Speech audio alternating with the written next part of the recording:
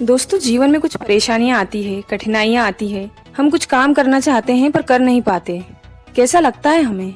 बुरा लगता है, दुख होता है, या जनरल लैंग्वेज में कहूँ तो मूड खराब हो जाता है। कभी लगता है कि यार मेरा दोस्त कितना सुखी है, उसके पास हर वो चीज़ है जो मैं चाहता हूँ। पहनने के लिए अच्छे कपड़े, घर में अपना एक अलग कमरा, खाने के लिए रोजाना नए पकवान और वगैरह वगैरह। दोस्तों, जब तक जीवन है तब तक दिक्कतें भी हैं। उनसे संघर्ष करना, उन्हें हराना, यही तो जीवन है। दोस्तों, इसी समस्या को हल करने के लिए एक बहुत ही दमदार, ऊर्जा भर देने वाली एक मोटिवेशनल स्टोरी लेकर आए हैं। नमस्ते दोस्तों, आपका अपने चैनल सर्च पीस पर स्वागत है।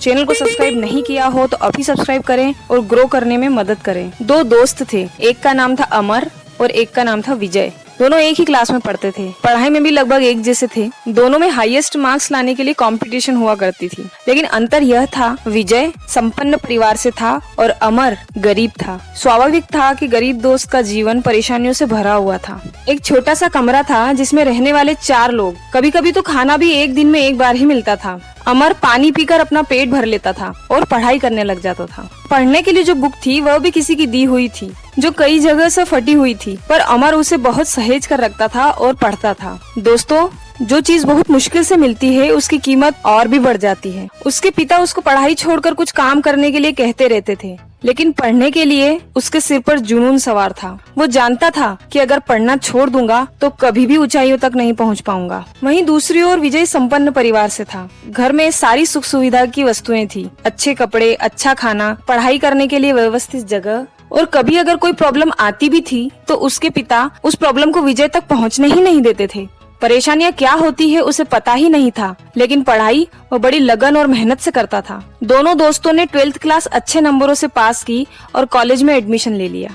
अमर, जो कि गरीबी से जूझ रहा था, उसकी परेशानियां और भी बढ़ गई। कॉलेज की फीस की व्यवस्था जो करनी थी, पढ़ाई के साथ साथ अब अमर पार्ट टाइम जॉब भी करने लगा और यहाँ से वह टाइम मैनेजमेंट सीख गया। दोस्तों, अगर आपको सफलता की सीढ़ियां चढ़ना है तो आपका टाइम मैनेजमेंट बहुत ही जबरदस्त होना चाहिए। दोस्तों, ऐसे ही समय निकलता गया और दोनों की जॉब एक बड़ी कंपनी में लग गई। अब अमर के घर के हालात सुधरने लगे थे और देखते ही देखते उसने अपना मकान तक बनवा लिया था। सब कुछ बढ़िया चल रहा था कि अचानक रिसेशन का दौर आ गया, मंदी का दौर आ गया। दोनों दोस्तों की नौकरी छूट गई। अमर दुखी हो गया। उसने सोचा इतने सालों से वह संघर्ष कर रहा है और समस्या अभी भी उसका पीछा नहीं छोड़ रही, लेकिन उसे तो परेशानियों से लड़ने की आदत सी हो गई। उसने फिर कोशिश की अपना खुद का बिजनेस सेटअप करने की। बहुत सी कठिनाइयां आई, लेकिन देर सवेर उसका बिजनेस चल निकला। धीरे धीरे उसकी कंपनी में एम्प्लॉइज बढ़ते चले गए, उसकी कंपनी ग्रो होने लगी। वह छोटी सी कंपनी अब एक बड़ी कंपनी में बदल चुकी थी। वहीं दूसरी ओर विजय, जब उसकी नौकरी छूटी तो वह घबरा गया, बहुत निराश हो गया, डिप्रेशन में आ गया। परेशानियों का मुंह उसने पहली बार देखा था। धीरे धीरे उसकी सारी सेविंग्स खत्म होने लगी। उसे कोई रास्ता दिखाई नहीं दे रहा था। वह सुन्न सा हो गया था। उसे समझ ही नहीं आ रहा था कि वह अब करे तो क्या करे। जॉब के लिए अप्लाई करता था पर हर जगह से रिजेक्शन मिल रहा था। विजय पूरी तरह से टूट चुका था। अब दोस्तों, सवाल यह उठता है कि अगर हम इकोनॉमिकली स्ट्रॉन्ग परिवार से बिलोंग करते हैं तो क्या हम पीछे रह जाएंगे? नहीं दोस्तों, बात यहाँ परेशानियों से लड़ने की है। लड़ेंगे तभी जीतेंगे। बिना लड़े आज तक कभी कोई जीता है क्या? एक बात नोट कर लो, पेपर पर नहीं, अपने दिमाग में।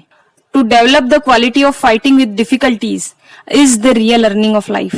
कठिनाइयों से लड़ने की क्षमता का अपने अंदर विकास होना ही असली कमाई है। अगर आपके पास क्षमता है तो आप कभी भी हार नहीं सकते। जानना नहीं चाहेंगे आगे क्या हुआ? जब अमर को पता चला कि उसके दोस्त विजय के हालात काफी बुरे हैं, वह उससे मिलने गया। अमर ने बहुत ही प्यार, दुलार और स्नेह से उस मुरझाए हुए पेड़ को फिर से सींचना शुरू किया।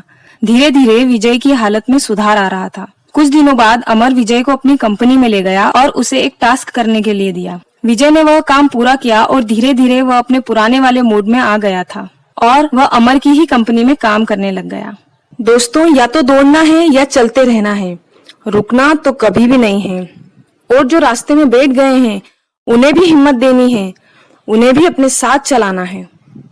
दोस्तों, सर्च पीस द्वारा लिखी गई मोटिवेशनल लाइन्स हैं जो कि आपको सुनाती हूँ। मैं थोड़ा थक जरूर गया हूँ पर मैं लड़ूंगा, हारूंगा नहीं। मैं थोड़ा रुक जरूर गया हूँ पर मैं चलूंगा, बैठूंगा नहीं। मुझ में हिम्मत है ताकत है, आत्मबल है।